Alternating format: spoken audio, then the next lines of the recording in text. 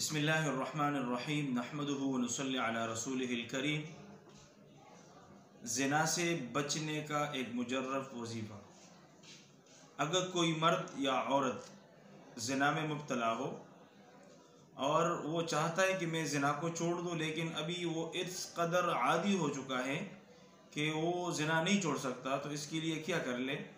اس کے لیے ایک بہترین وظیفہ ہے۔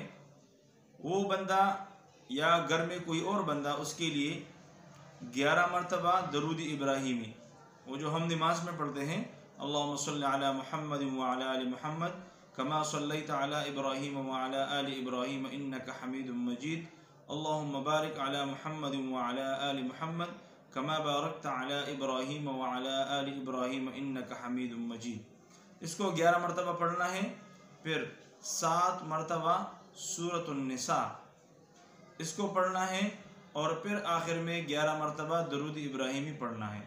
پھر اس پر پانی کو دم کرنا ہے، اور وہ پانی ہر روز اس بندے کو پلائے، اگر مرد ہے یا عورت ہے اس کو پلائے، انشاءاللہ تعالی وہ صالح ہو جائے گی اور یہ زنا سے انشاءاللہ چھٹکارا حاصل ہو